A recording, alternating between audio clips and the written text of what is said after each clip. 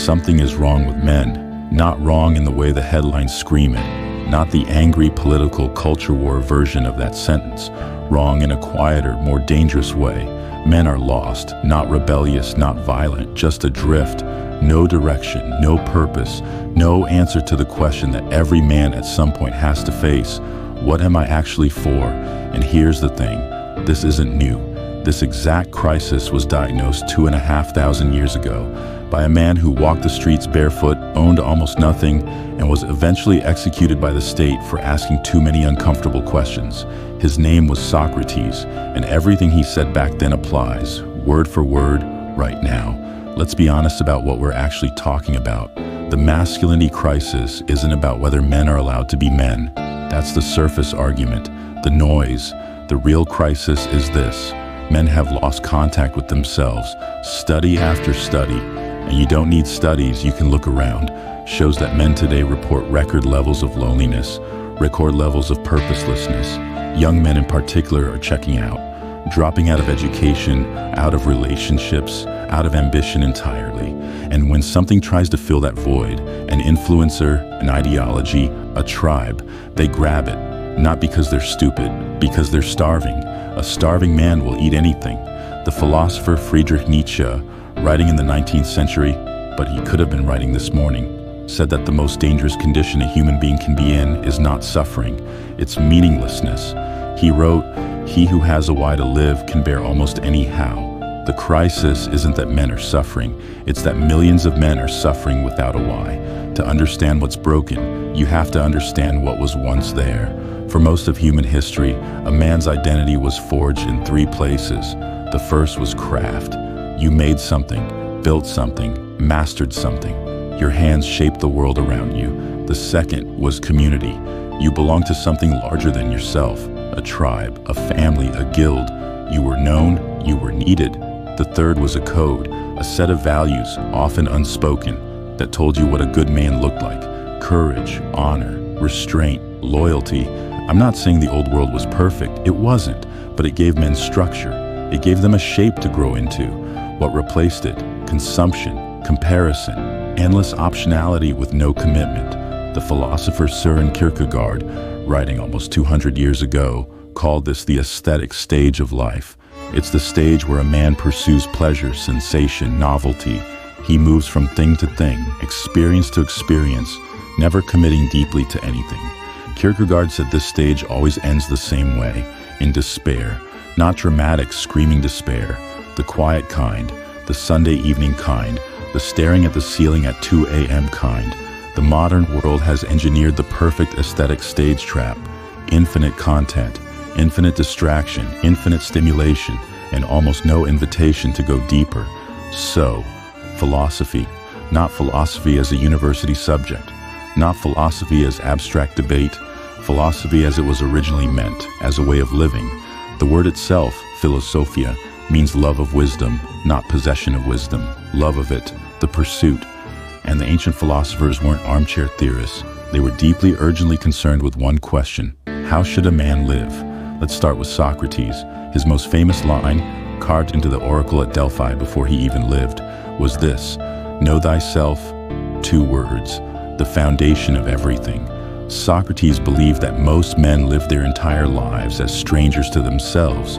They inherit their values from their culture, their parents, their peer group. They never stop to examine them. They never ask, is this actually what I believe? Is this actually who I am? This is why he said, the unexamined life is not worth living. He didn't mean that carelessly. He said it at his own trial, knowing it would cost him his life. He chose death over the unexamined life. That's how seriously he meant it. For a man in crisis, a man who is adrift, purposeless, lost, the first act is not to find a guru, not to join a movement, not to buy a program. The first act is to stop, to sit in silence with yourself, to ask the questions you've been outrunning. Who am I beneath the performance? What do I actually value? Not what do I say I value? What am I afraid of? What would I do if no one was watching? These are not comfortable questions, that's the point. Now let's go to the Stoics, because Stoicism isn't just a trend, It's a technology. Marcus Aurelius, emperor of Rome, commander of legions, one of the most powerful men who ever lived, sat alone in a tent on the battlefield every morning and wrote to himself, not to posterity, not for publication, to himself, reminders, corrections, philosophical exercises. He wrote, "You have power over your mind, not outside events. Realize this, and you will find strength."